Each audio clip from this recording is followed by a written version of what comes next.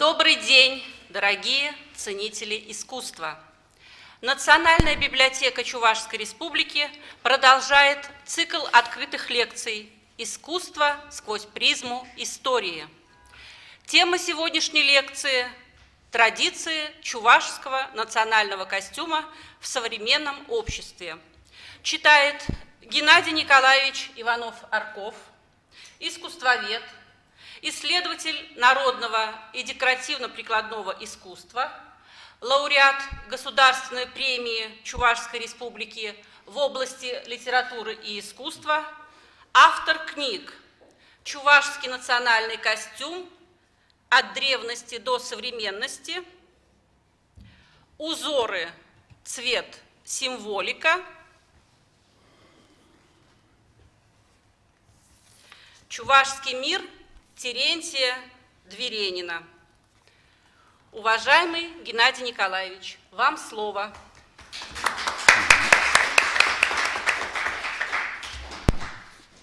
Да, спасибо. К сожалению, голос у меня не такой звонкий и артистичный, но, тем не менее, я думаю, что на час разговора его хватит. Мы сегодня будем говорить о костюме, прежде всего.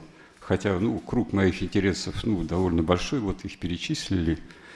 Здесь некоторые книги были по разным темам моих исследований, но в основном костюм, конечно. Костюм. Я сам музейщик по практике, по жизни, такой практический ученый, можно сказать, искусствовед. Приходилось заниматься многим, но основная тема все-таки одна. Вот. По жизни приходилось встречаться со многими специалистами, вдохновляться советами, указаниями, критикой, может быть, таких ученых, как Трофимов Алексей Александрович, признан, очень известный наш искусствовед, ныне покойный, Василий Дмитриевич Дмитриев, историк, этнографы, которые работают во славу родной культуры своими небольшими, но такими уверенными силами. То есть у меня было сочетание этнографии и искусствоведения, вот это интересно. То есть, прежде всего, я человек не текста, а визуальной культуры. Я люблю смотреть, люблю любоваться, анализировать то, что я вижу, и поэтому работал, прежде всего, в художественном музее. Я считаю себя все же сотрудником именно музея. Сейчас уже свободный искусствовед.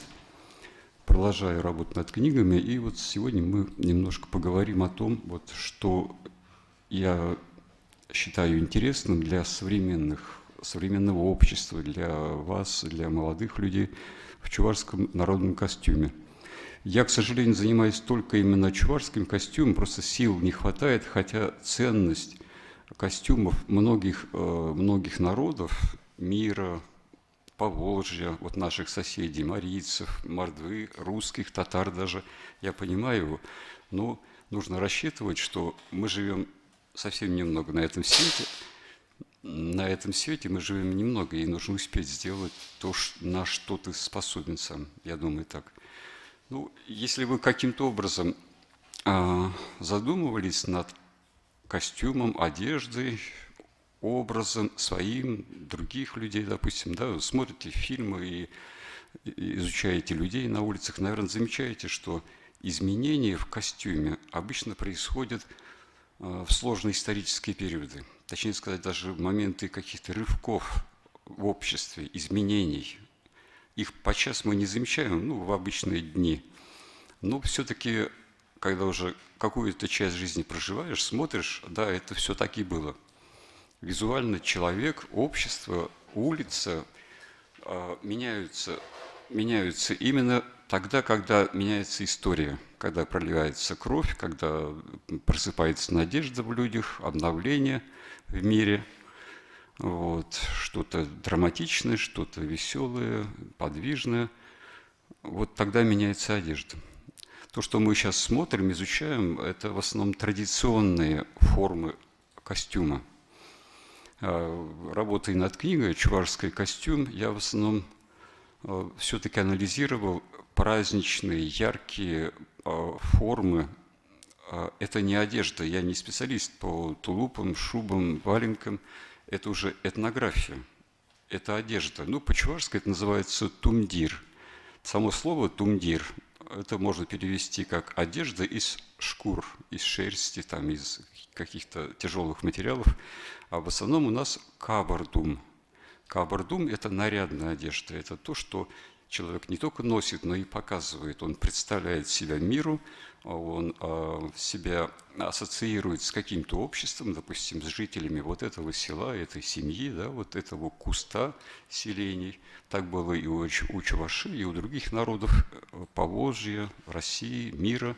Все они себя маркировали вот именно таким образом, через одежду и аксессуары. Ну, аксессуары, принадлежности костюма – это то, что человек обычно навешивает поверх необходимого покрова одежды, поверх холщовой рубахи, там, халата какого-то. Но таким образом он показывает, что он причастен к этому обществу. Вот в нашей деревне одевались так, в другой деревне по-другому. Вот, старались обычно подбирать себе пару, ну, супружескую пару, в частности, из тех же мест, к которым вот относится вот эта форма одежды. Это, ну, по крайней мере, до 18 века, ну, до 19, может быть, до начала, да, одежда была очень строго подчинена канонам местным и этническим. Ну, местное – это то, что обычно, то есть это место, которое заселено народом одного типа, допустим. Они обычно никогда не смешивались. Это только в XIX веке уже по указанию властей начали селиться рядом татары и русские, мордва и русские. Чуваши обычно любили селиться более спокойными мокша и эрзи. Это разновидности мордвы. Вот как-то они уживались, поскольку никто не требовал смены религии,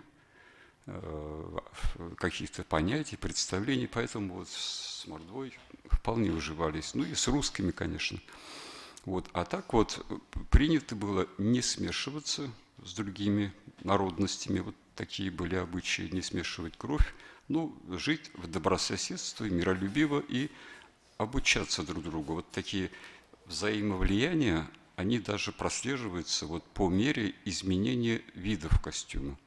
Поэтому, когда мы ходим по России, по местам расселения чувашей, мы всегда видим, насколько типы костюма отличаются от того, что здесь мы привычно видим в Чувашском краю, так называемом. Ну, это ограниченный административный такой край, ныне называемый Чувашской республикой.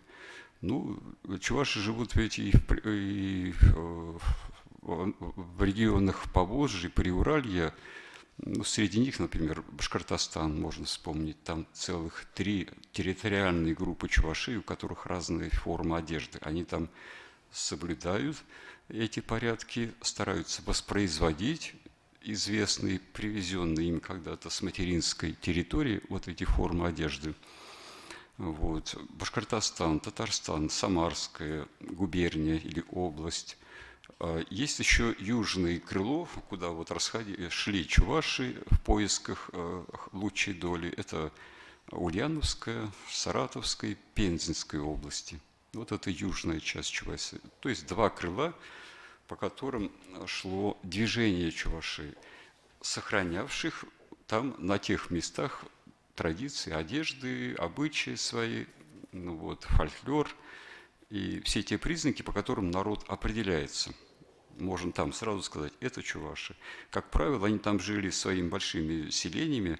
Так, например, в экспедициях по Самарской области, там мы проходили насквозь селения по 5-7 километров, которые вытягивались вдоль рек. Вот, у них были поля свои, обязательно лес должен быть рядом. То есть они искали, прежде всего, те знакомые им привычные, так сказать, места, которые были и здесь тоже, на этой чувашской территории. Вот, ну, нужно отметить, хотя мы не историки, но все-таки экскурс сделаем. История Чувашии была, конечно, сложнее и глубже, древнее, чем и регионы их поселения наверняка были другими, чем только вот те знакомые нам границы нынешней Чувашской республики. Ну, мы знаем, допустим, легенды или истории Великой Волжской Булгарии, да, Само собой, этот город Булгар, он сохранился, чувашских селений вокруг Булгар там много очень, в Татарстан, и прилегающая Самарская область считается вообще гнездовьем древних чувашских селений, там некрещенные чуваши, там очень интересное кладбище чувашей с такими интересными монументами деревянными, о которых мы когда-то читали, но вот их там можно просто увидеть, потрогать руками, прикоснуться и почитать имена древних чувашей. Так, например, Нарспи, которую мы знаем по поэме известной, да, это обычное имя, чувашское имя вот таких бабушек каких-нибудь 80-летних, которые живут именно в тех местах, в тех селениях. Вот. Наверное, мы можем сказать немножко предыстории. Ну, в музее я работал с 80-го года, уже с первого года просто решил заниматься практикой экспедиционной. Просто вышел однажды из автобуса и пошел по людям, как это говорят. Пошел по людям и тут же встретился вот с необычной, богатой культурой декоративно-прикладного искусства чувашей. В первом же доме, а это было селение Персирланы Ядринского района, я встретился вот с массой вышитых вещей, рубах, принадлежностей, головных уборов, повязок, вот, которые лежали просто у каждой бабушки, как мне казалось. То есть многие люди просто вытаскивали ворох каких-то красных и белых заготовок или вышитых, завершенных изделий. Это было, конечно, необычно, интересно, трогательно и вдохновляюще. Вот эта первая экспедиция 80-го года, ну, так я условно называю экспедициями, потому что они не готовились особенно тщательно, просто и без денег, без всего, с желанием увидеть, зафиксировать и что-то привезти для художественного музея. Мы просто отправлялись в путь вот на своем транспорте, на своих деньгах. И все это давало результаты. Вот эта большая коллекция художественного музея, ну, около 1000, наверное, предметов, она собрана была нами именно почти полностью в таких вот поездках, в таком живом общении с людьми, таких разговорах, рассказах, видеосъемках, зарисовках, которые были в каждой из экспедиций. Но вот экспедиция – это дело летнее, это дело сложное, конечно, и в те годы, и сейчас тоже, ну, каким-то образом всегда удавалось находить общий язык с людьми. Это важно. Никто не отрицал значение нашего общения. Допустим, если мы приходим к людям, стучимся в дверь, то всегда общение налаживалось. Ну, всегда очень важно все-таки говорить на родном языке. Это, наверное, первое условие. Я не отрицаю того, что специалисты могут быть разные. И мы принимали таких специалистов из Москвы, из Ленинграда, из Курска, в конце концов. Мы сами ходили однажды в Марийскую республику вот, через Козьмодемьянск. Ну, и у нас был переводчик, сопровождающий. Вот только вчера, например, я пересматривал передачу, которую снял здесь французский исследователь. На канале «Культура» были 3 фильма о чувашах, которые поставил Пьер Кристиан Броше, такой интересный деятель, очень обожающий Россию. У него цикл передач называется типа «Славься, Россия». Да, Россия. Да, о чем мы говорили как раз. Да, хорошо, спасибо. Вот, поэтому приходилось и самому переводить, и сопровождать тоже. Ну, в общении личном, конечно же, я использовал только родной язык. Я ездил не как представитель с портфелем, с очками там, или значит, с каким-то строгим видом. Нет, это просто я старался, конечно, быть вхожим. Не то, что своим, но вхожим, понимать.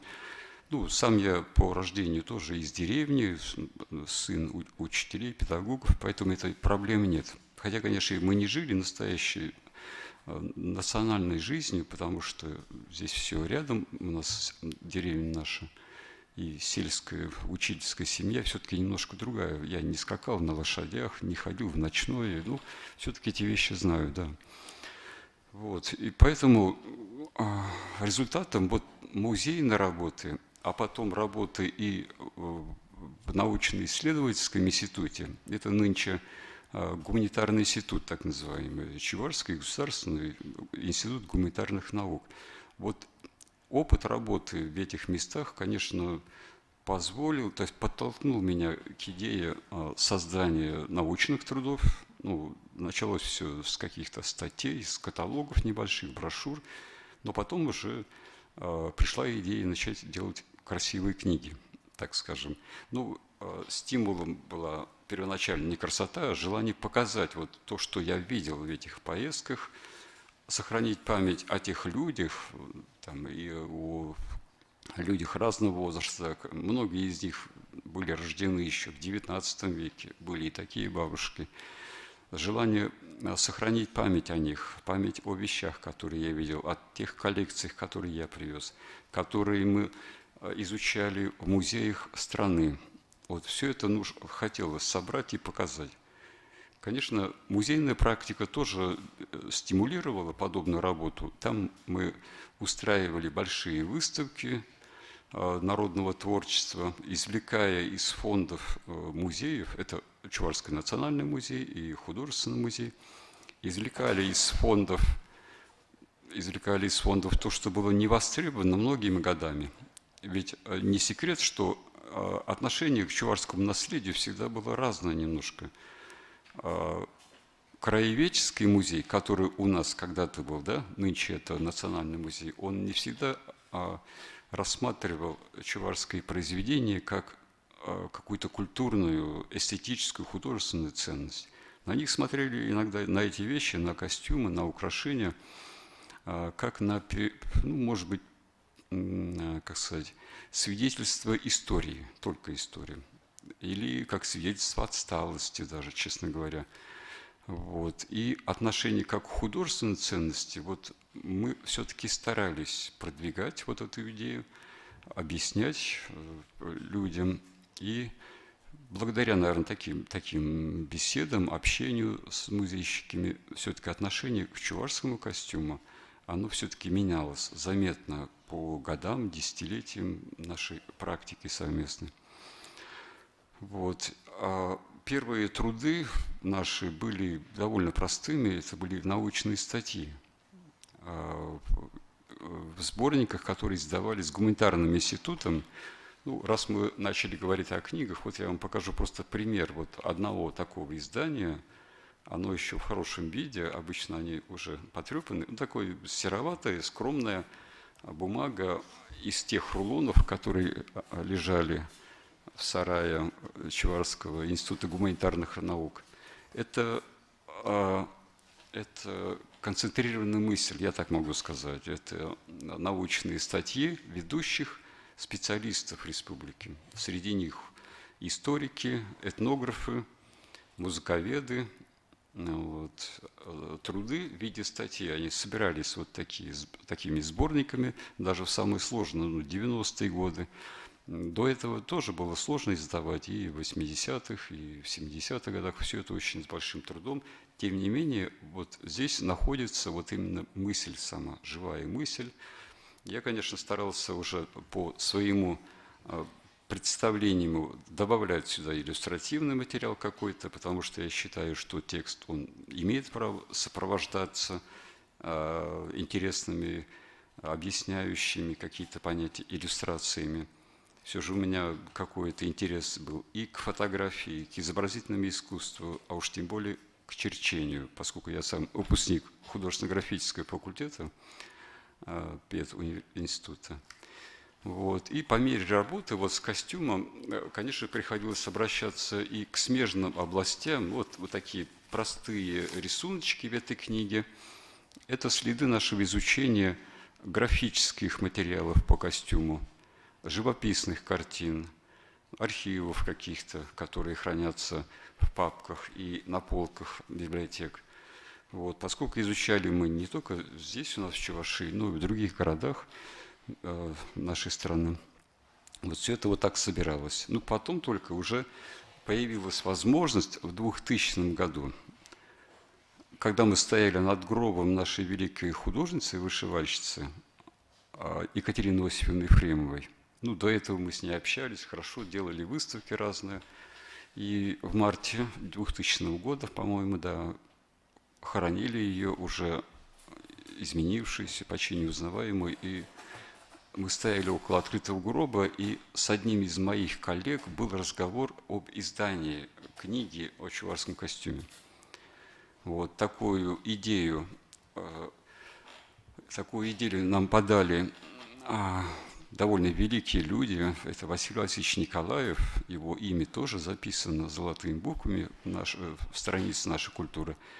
Василий Васильевич Николаев, который был чувашом из глубокой глубинки, из чувашского села Башкирии, каким-то образом полюбив родную Чувашу и желая представить ее в самом ярком, таком захватывающем даже виде, он предложил нам заниматься темой костюма, сделать это не в виде сереньких брошюр, которые ему явно не нравились, хотя мы-то понимаем значение вот этих книжек первых. Он предложил нам сделать яркие красочные альбомы со съемкой, с представлением костюмов на живых моделях, на самых ярких красавицах нашей республики. В общем, такая идея вот нам понравилась. Ну, вот лично я написал план книги, который у меня уже был раньше, ну, в таком научном формате. И наш план был принят. Таким образом, в течение 3 дней вот эта книга у нас реализовалась, воплотилась в жизнь и воплотилась в жизнь. И мне кажется, здесь мы успели и смогли сделать все, что хотели, все почти. Вот. Я думаю, что такая книга больше не может повториться, поскольку многие законы изменились, многие люди уже ушли. И, может быть, кто-то и захочет повторить или сделать даже на лучшем уровне. Конечно, это непременно я буду приветствовать. Вот такая книга была. Здесь у нас 3 автора. Во-первых, вот тот герой, который именно начал саму идею воплощать в жизнь, это Василий Васильевич Николаев. Он сам нефтехимик по образованию, но патриот по сути, по содержанию и историк по своим увлечениям. Вот такой был человек. К сожалению, его тоже нет. Памятник, посвященный ему, мы можем видеть ежедневно, проходя по Красной площади. Там стоит бюст, такой очень впечатлительный, красивый, такой впечатляющий, красивый бюст. Я всегда подхожу к этому бюсту, думаю, что вот странно, как будто вы вчера только работали. Вот. Василий Васильевич, он вкладывал все силы для воплощения этой книги. И в нашу культуру он ввел такую идею. О культуре нужно говорить красиво, показывать ее, представлять красиво. Поэтому все дальнейшие мои работы, они были уже как бы в такой форме. Все же мы старались делать красивые форматы книг, выбирать лучших фотографов, которые бы могли это обеспечить, выбирать модели девушек и, конечно, выбирать сами произведения, которые мы даем на страницах книг. Ну, просто для примера я покажу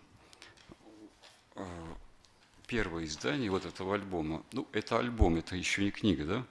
Здесь практически нет текстов. Тут я несколько разделов по видам чувашского искусства, современного прикладного искусства разместил, сопроводил эти разделы небольшими краткими текстами.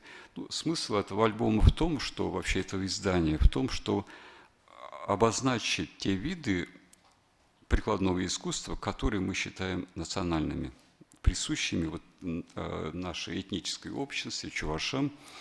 Они, конечно, есть у всех тоже, но у каждого народа это свое. Мы здесь обозначили то, что мы считаем народным, то, что считаем продолжением традиций, то, что мы считаем именно чувашскими. Конечно, мы по жизни, я по работе встречался со многими художниками, самодеятельными мастерами, с любителями. Там кто-то вырезает из коряк, кто-то собирает монеты, марки, кто-то делает обувь. Кстати, у нас есть в Чебоксарах такой мастер. Ну, все-таки мы здесь выделили 5-6 видов прикладного искусства, которые можно считать национальными. Это какие-то критерии выбрали, традиционность, и вот представили все это на страницах наших книг.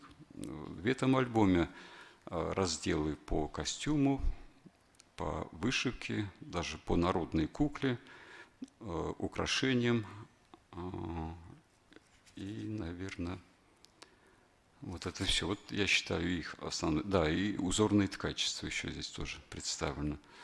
Ну, обложка вот как раз та, которую я задумал, с профилем девушки, с украшениями Евгении Николаевны Жачевой, нашей интересной, замечательной вышивальщицы, педагога.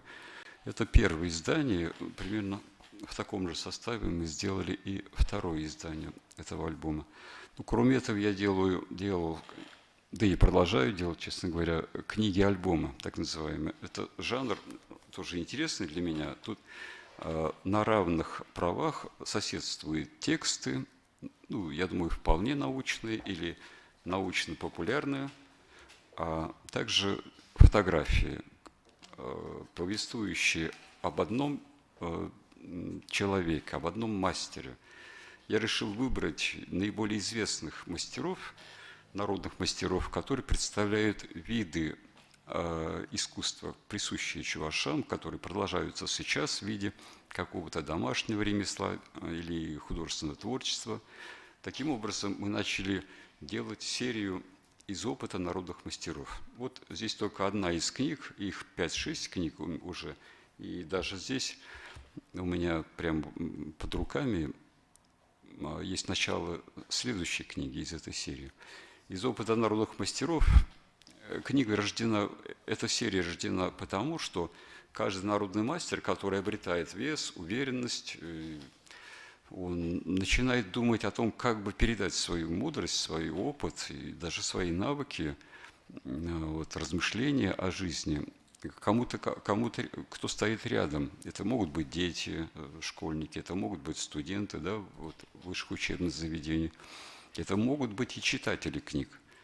Вот таким образом, вначале мы обратились к творчеству Евгении Николаевны Жачевой, вот, которая скончалась в прошлом году. Она была педагогом, отличалась любопытством, энергией. В молодом возрасте еще начала публикации своих статей и на чувашском, и на русском языках, в газетах и журналах нашей республики. Ну, как-то раз я познакомился с рукописями Евгении Жачевой. Это были тетрадки, это были вырезки из газет. И потом все это перелопатив, постарался найти и фотографа, и редактора. И таким образом вот началась эпопея с серии вот этих книг. Вот. Так как Жачева сама была вышивальщицей, а не исследователем, то, в общем, весь текст я написал, подписал, обозначил себя научным редактором, и таким образом эта книга пошла в жизнь. Буквально вчера я видел учебные пособия, которые выпущены. То есть эти книги Жачевой, посвященные вышивке, они продолжают покупаться, издаваться, они пошли в жизнь. Я думаю, что это великолепное наследие нашей современной уже культуры, наших современных художественных промыслов. Они очень востребованы. После этого были книги, посвященные узорному ткачеству. Их написала Минеева Валентина Алексеевна, великолепный журналист, великолепный исследователь, вот, и популяризатор народного творчества. Вот, я просто заставил ее написать текст для вот такой же книги. Книга была посвящена узорному ткачеству. То есть это тема, которая ее волновала всю жизнь, наверное. Многому меня она сама научила. И вот в конце жизни просто ей удалось создать рукопись. И, по-моему, даже она книгу успела увидеть, Валентина Алексеевна. Ну и ряд других изданий уже, посвященных резьбе по дереву.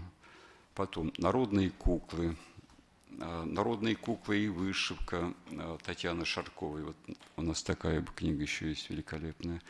Книги все одного формата, они все яркие, красочные, вот, сопровождение текста, там все есть, что нужно для понимания темы, наверное.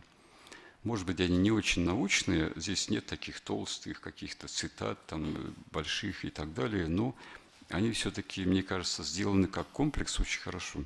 Я не себя хвалю, вообще книжные издательства.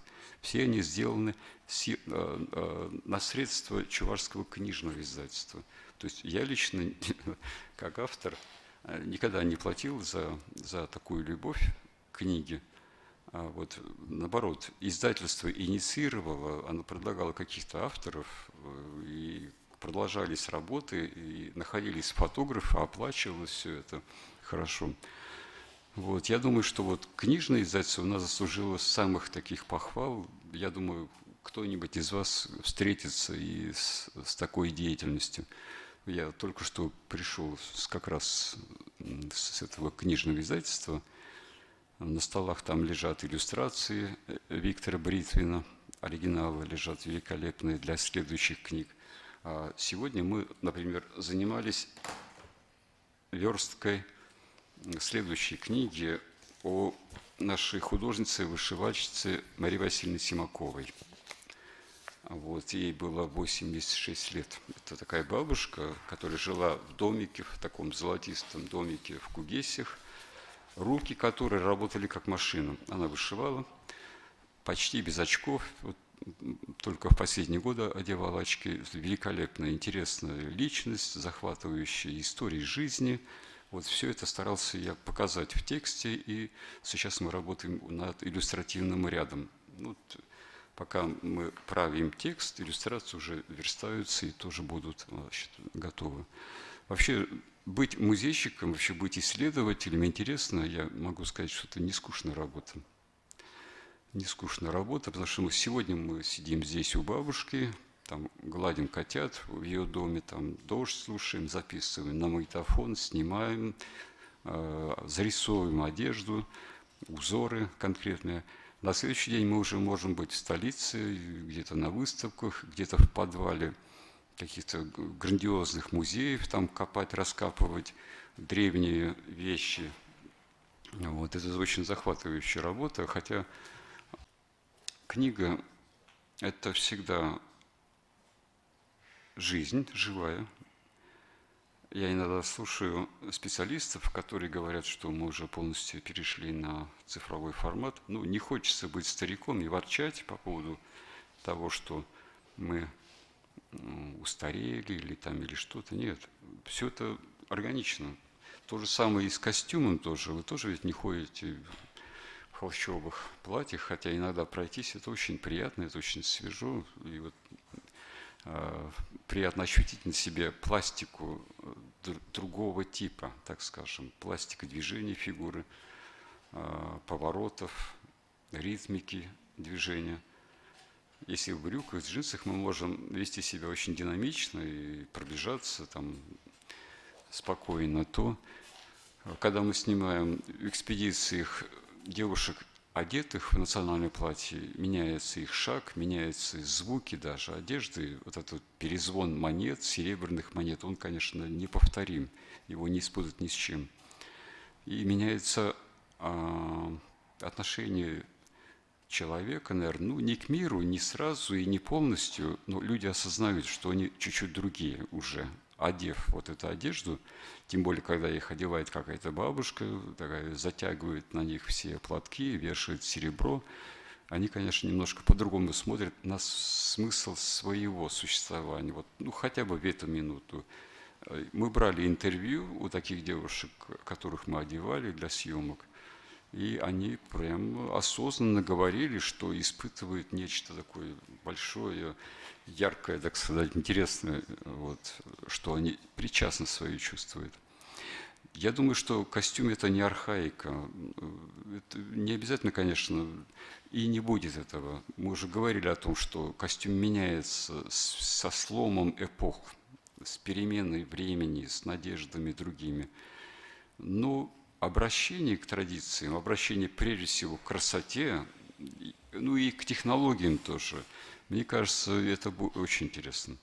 Ну вот мы сегодня как раз посмотрим вот ряд работ наших молодых авторов, модельеров, которыми руководят опытные художники, дизайнеры. Я думаю, что там будет о чем поговорить.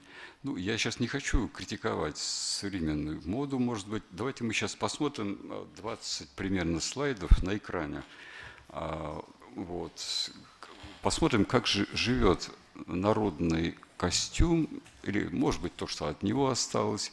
Сравним древнее, современное, яркое, традиционное, молодежное и архаичное. Давайте. Можно пролистать, да? Давай тогда я сам попробую.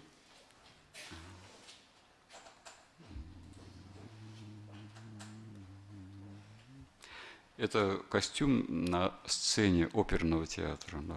Это известное творчество известного художника Валентина Федорова, опера «Нарспи». Вот тут сложно найти в «Нарспи», но мы видим какие-то типажи, очень яркие красочные костюмы, яркий орнамент, очень интересная постановка такая. Мюзикл «Нарспи». Это древняя чувашия картина, которую я раскопал в Казанском государственном университете.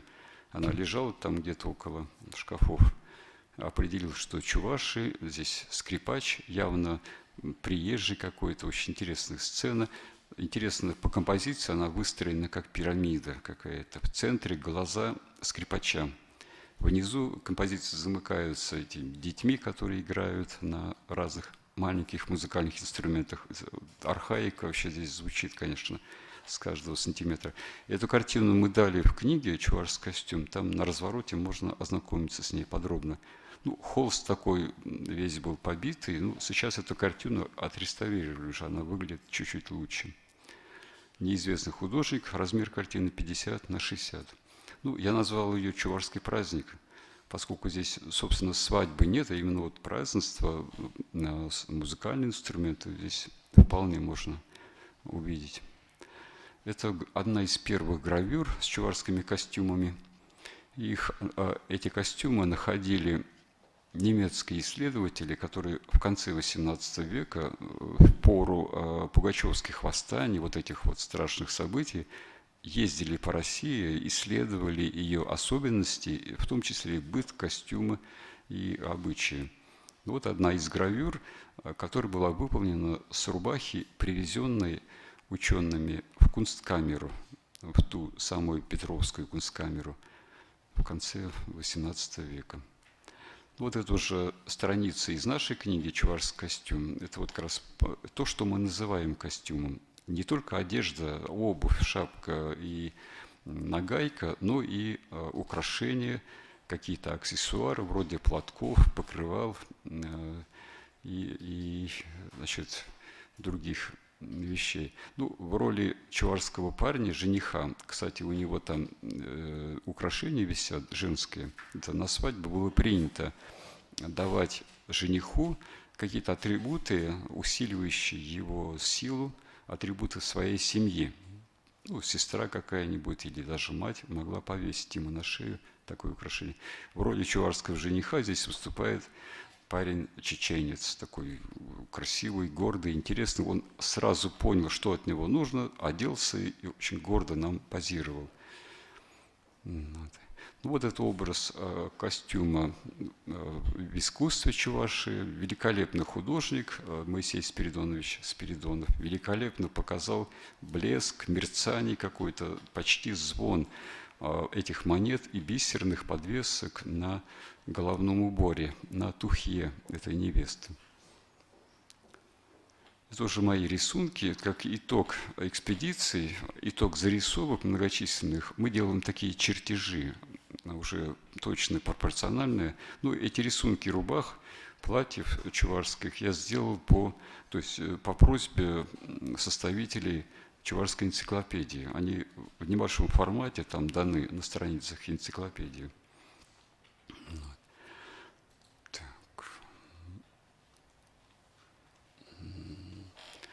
Вот это рубаха в чистом виде, женская рубаха, она шьется из конопляного холста, украшается вышивкой односторонней здесь и нашивками. Ну, это уже 19 век, поэтому нашивки из красного ситца. А раньше эти ленты были домотканными из шерстяных или шелковых нитей.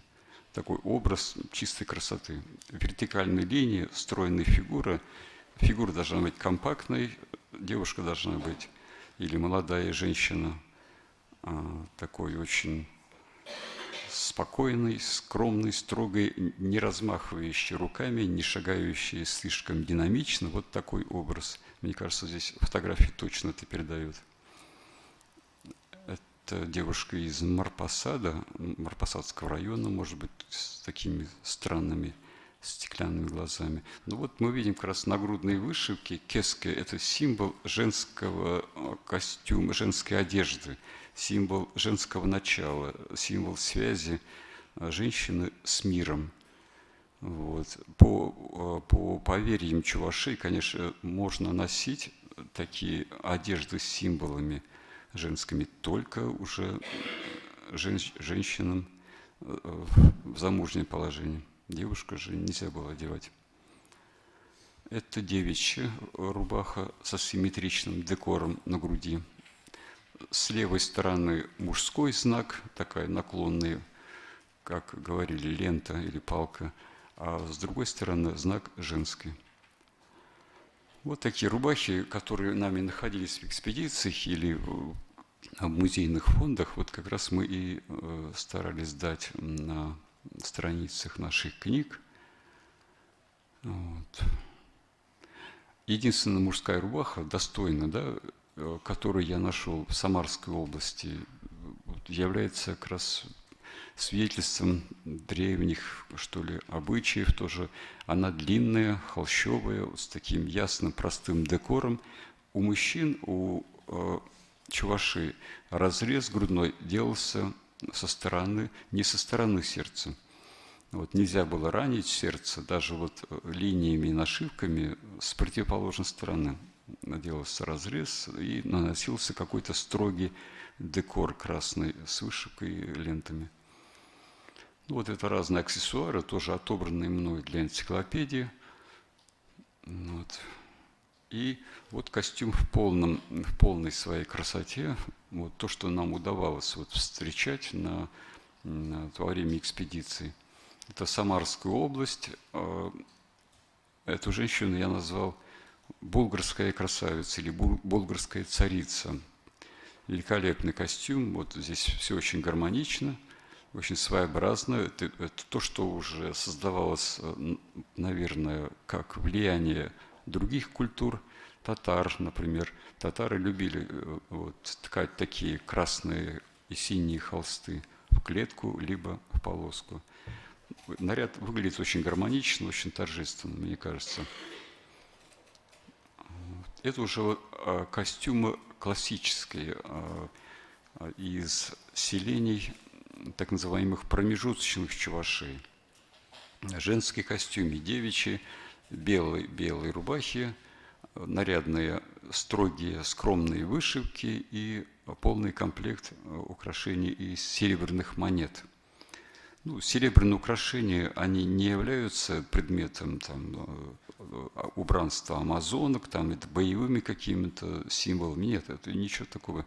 Они все обрели такой вид только в XIX веке. У древних чувашей не было больших массивных украшений из крупных монет, поскольку они, собственно, сами тоже монеты появились только в конце XVIII века в нашей среде культурной.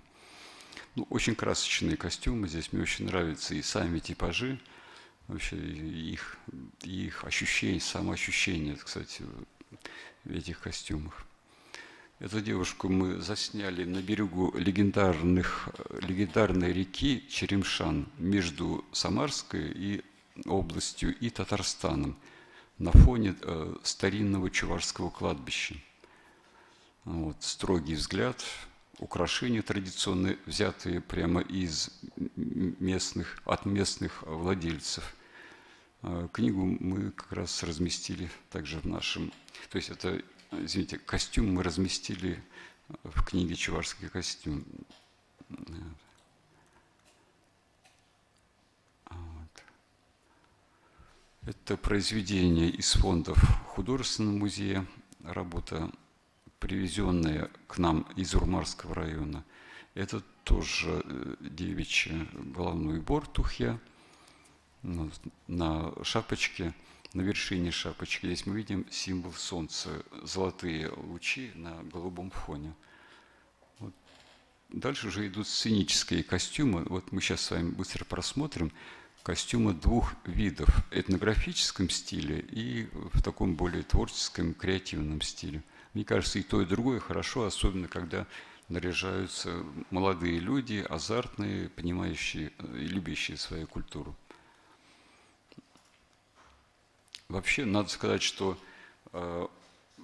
традиционный нарядный костюм с украшениями в полном комплекте был присущ только женщинам такого молодого возраста, скажем. Вот бабушки, вот такие, тем более прабабушки, они, как правило, не носили ничего такого серебряного, тяжелого, яркого, нарядного.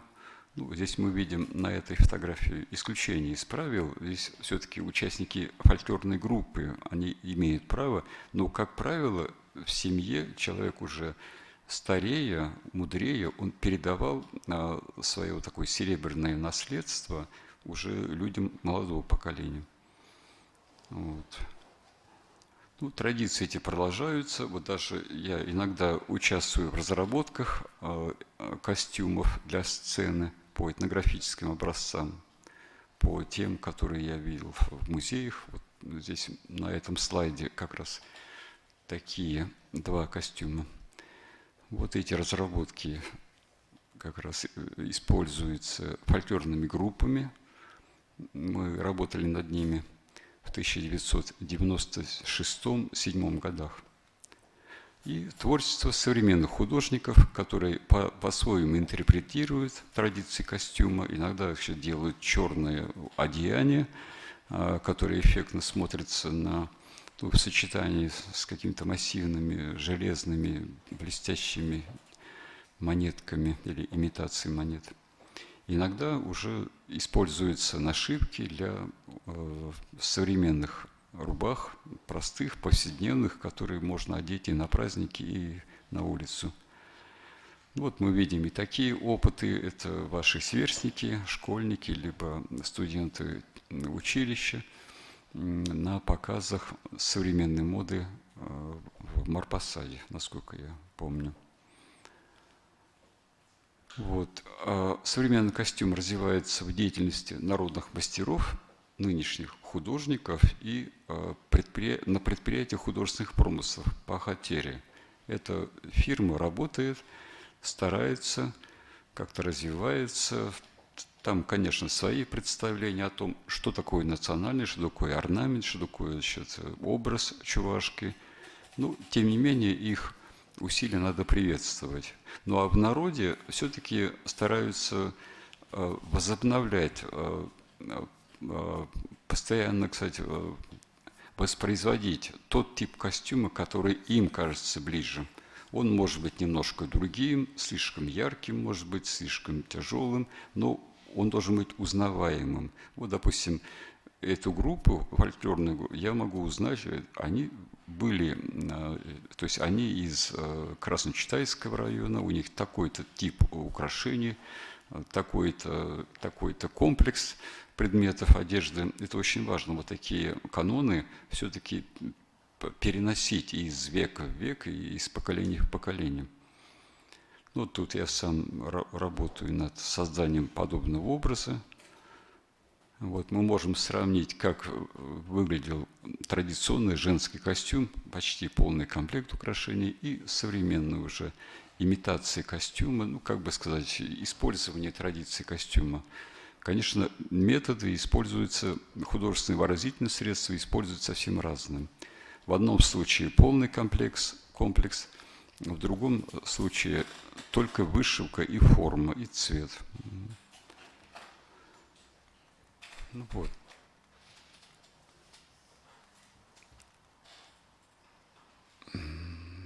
Ну, это творчество Маштановой Зинаиды Михайловны, очень известной, признанной художницы, которая также использует орнамент, цвет, фактуру, но уже абсолютно по-своему. Ярко, современно, красочно, динамично. Мне кажется, это очень интересно. Это показы в залах художественного музея, это фрагменты. Ну, вышивка на этих платьях, на этих комплексах, она уже выполнена другим автором. Это Рина Эжергина, выпускница нашего университета, Чувашского государственного университета, кафедра дизайн. Это мужские модели, очень интересные, своеобразные. Вот. Ну, вот это уже бытование якобы чувашских костюмов разного уровня. Я не хочу сейчас не критиковать, ну, просто вот сравнить, если с фотографией архивной, да, с образами, вот теми старинными, и уже современные костюмы, они, конечно, небо и земля. Ну, здесь мы видим образец подобных разработок украинских наших коллег. Ну, вот детки украинцы такие, среди них интересные мужские типажи. Это уже наши чуваши. Детская одежда, она тоже должна быть национальной, хотя это вообще, в принципе, только уменьшенные копии взрослой одежды. Вот такие детки в костюмах от нашей фирмы Пахатеря. Вот.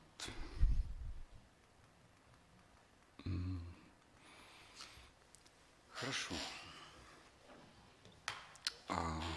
Ну, разговор у меня идет довольно в свободной последовательности, так скажем. То, что приходит в голову, наверное, да, то, что я хочу сейчас вам объяснить. Мне кажется, сейчас этот мы разговор продолжим нашим небольшим дефиле, и нашим слушателям, и зрителям тоже будет интересно посмотреть на это все. Но если у вас будут какие-то вопросы, задавайте, и мы в живой форме потом продолжим общение. Вот и все, наверное. Да.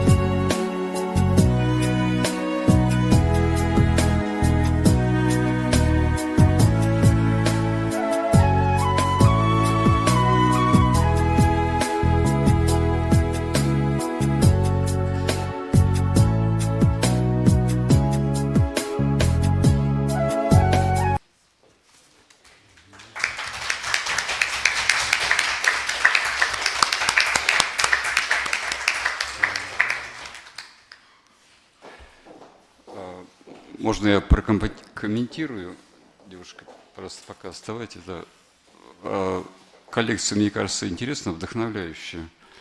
Все же, ну, мне кажется, здесь основные особенности костюма, да, выдержаны, они есть, они представлены. Это белый цвет, он такой даже не белый, вот это ослепительный белый какого-то современного шифона, он такой кремовый, близкий очень к цвету натурального холста.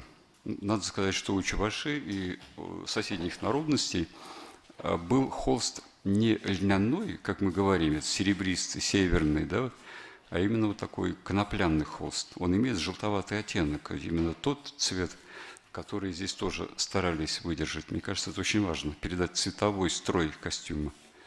Этот цвет сочетается с цветом отделки. Скромный, строгий красный цвет применен здесь и для вышивки, и для нашивок. Это тоже важно, какой-то вот сохранить колорит. Хотя мы знаем, что назначение этих костюмов совсем другое, это фантазийные все-таки наряды, да? Но все-таки авторы постарались здесь вот эти цветовой строй соблюдать и продолжить его в современной разработке. Вот, ну, сами образы все равно очень интересные, необычные совсем. Я лично впервые вижу эту коллекцию. Ольга Ивановна Голованева руководитель студентов, наверное, уже мне говорила именно об этой коллекции, что вот мы заканчиваем скоро и представим вот на вашей лекции. Ну, спасибо им, спасибо вам тоже. Надеюсь, все у вас будет дальше интересно. Ну, главное, что не воспринимайте национальную одежду как памятник, как устаревшее что-то плохо выглядящее, рваное. Ну, вот берегите его, тогда он будет близок. Это то же самое, что, может быть, здесь не к месту сказано, то же самое, что ухаживать за больными людьми, за бабушкой, прабабушкой, которая лежит, ждет вашей помощи. Ну, вот. Уже от вас зависит, как она будет выглядеть, как будут блестеть ее глаза, щеки. Вот. Если жизнь вы продолжите бабушке, то продолжится и ее жизнь, и вот такую связь поколений не прервется. То же самое и с костюмом. Спасибо.